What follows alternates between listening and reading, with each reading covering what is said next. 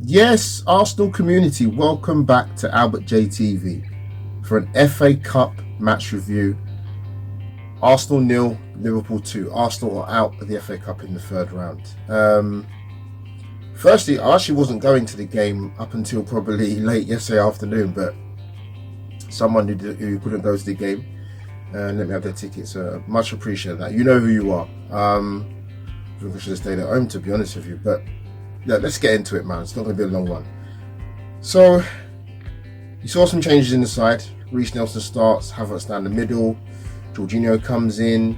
And actually, for the first 20 minutes, and probably a majority of the first half, I thought Arsenal were good. What I liked in the first half, for me in particular, was the fact that we went a bit more direct and a bit more diagonal to our wide forwards in terms of Nelson and Bukayo Saka.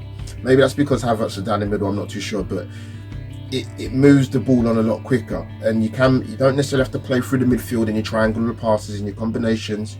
You can go a little bit more direct, and the centre backs went through to the central midfield areas a little more to find midfield players. But the biggest problem in football, or the biggest problem for Arsenal, is when you have ascendancy and you have chances, particularly with Arsenal this season in not creating a lot of chances. You've got to take them. Reece Nelson had a good chance. Odegaard's hit the post. I think Saka's had a chance. Havertz with a header for me should have scored. And that's the problem. When you dominate, you've got to take your chances. And this is a Liverpool side that have no Virgil van Dijk. Andy Robertson's been out for quite a while. Mo Salah's gone to the African Cup of Nations. I think they hit the post for Trent, but I thought by and large, Arsenal were pretty decent. But again, goals change games, and if you don't go ahead in games where you're dominating possession, as Arsenal do, you leave yourself vulnerable. And that's what happened. Liverpool came out a bit better in the second half. And they had a little bit more ascendancy in the ball. But then I thought for a period of the second half, before Liverpool got their goal, it could have gone either way. And it was one of them games where the first goal was absolutely crucial.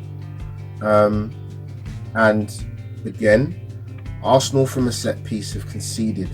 I don't know how we fix this. The own goal by Kivior. And yeah, we're sucker punch. We're 1-0 down. And that's football for you. Not ruthless enough. Look at the first half. Was it 13 shots? 5 on target. Liverpool 2 shots, none on target. Got to make them stat possessions count, man. No point stat padding for no reason, but I thought the game flat. I thought the goal, for me watching the game today, I thought it flatlined Arsenal. And we didn't really, from when Liverpool went 1-0 up, we didn't really create much chances. We made some substitutions, but I've got to be honest, we're chasing the game, and ESR and Trossard come on, for example, the substitutions in the 87th or 88th minute. That's too late. That's way too late. That's asking a lot of your guys to come on and make a big impact. When you're 1-0 down to a very good Liverpool side. Yes, they had a bit of a makeshift midfield, and I mentioned earlier, no Salah, no Van Dijk, no Robertson. But Arsenal chasing the game. Obviously, we conceded a goal to go 2-0 down to Luis Diaz. Could we do better? Listen, we're chasing the game 1-0 down. They get the second goal, they kill it off, and we're out of the FA Cup. So that's the game perspective. Now, I want to touch on a few things. And I'm only speaking for myself when I say this as an Arsenal fan, but how can I put this? We're out of both domestic cup competitions in the first week of January. That's 1 win in 7, I believe. Was it 61 shots and 1 goal, was it, in recent games? There used to be a running theme of Arsenal for a few years where it got to crunch time of the seasons, or March, April, and Arsenal would crumble. If things are not rectified ASAP with Arsenal this season, we're only in the first week of January, it's crumbling before our own eyes, man. People might say that's knee-jerk. It's not. I always say, people, if you don't want to go by statistical data or what you see with numbers, go with the acid test, man. Go with your eyes. It's been coming.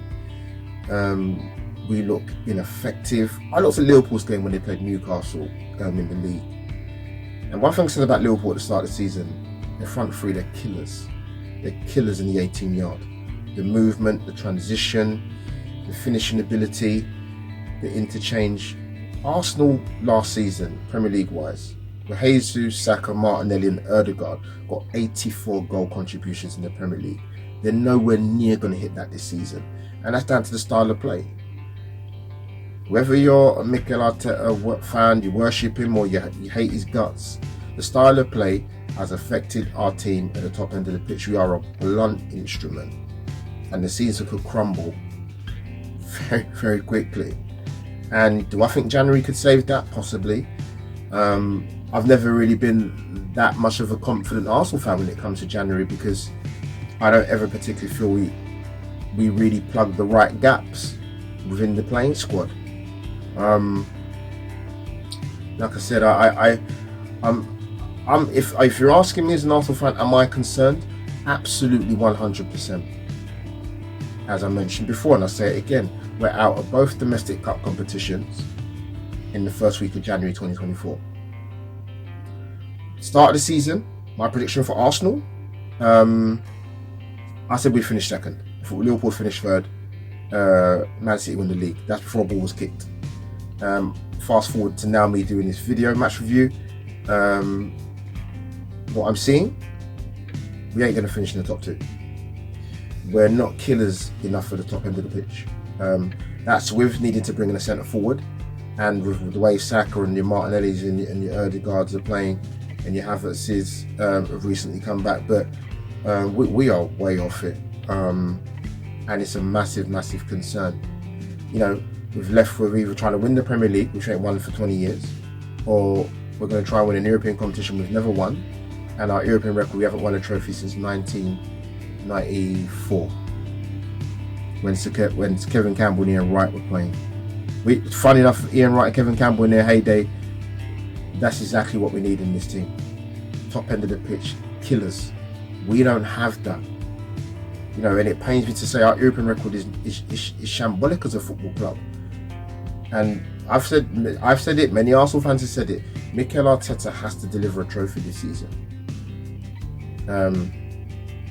Otherwise his job is going to be under scrutiny.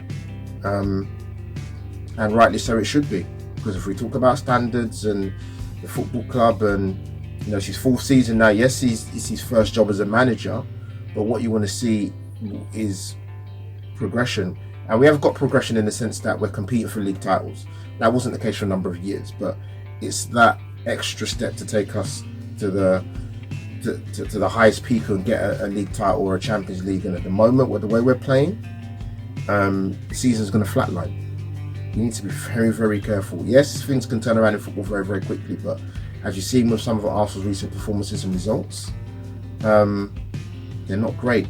And I think my final point before I finish up, because I've been rambling for over 8 minutes. One thing, I'm a big sports fan, as much as loving football, loving Arsenal. I love cricket, athletics, tennis, golf, you name it. People that know me. One thing you want to see top level coaches do in any sport is show the ability to adapt. Have a plan B. Have a plan C even. And for emergencies and backup plans, a D and an E plan. Mikel Arteta has to show a lot more adaptability with this side. Trust your subs a bit more. Trust your playing staff a bit more. Stop playing players who are not playing well in the team. I actually thought Reece Nelson, for example, had one of his better games in an Arsenal shirt when I seen him start. He got taken off. I was very surprised, to be honest with you. People saying to me, to sit next to me, take Saka off. But one thing I want to see Mikel Arteta do, adaptability. I don't care if you spend 200 million in January or you don't bring nobody in. With the playing squad you've got, show better flexibility and adaptability as a coach. Because at the moment, the style of play We're not effective in all 5 metrics. And I saw the stats for attacking output in the Premier League. We don't even rank in the top 6 of any of them. That's a sad indictment at the top end of the pitch for this football club this season. And that's what's killing us. So people, drop your comments down below. We've got a bit of a break now, winter break. We've got Crystal Palace on the 20th of January, going to that game as well, 12:30 kickoff. We've got a January transfer window as well. So, but we'll do more updates. Check out the channel. You might see me on AlbertJTV or 3 other channels. But people, drop your comments down below. Tell me what your thoughts are. Do you disagree or agree with any points I've raised, particularly after me talking about after the match and the Arteta substitutions, cup competitions? So drop your comments down below. That is AlbertJTV, over and out. Smash the like button, subscribe to AlbertJTV. Over and out, people.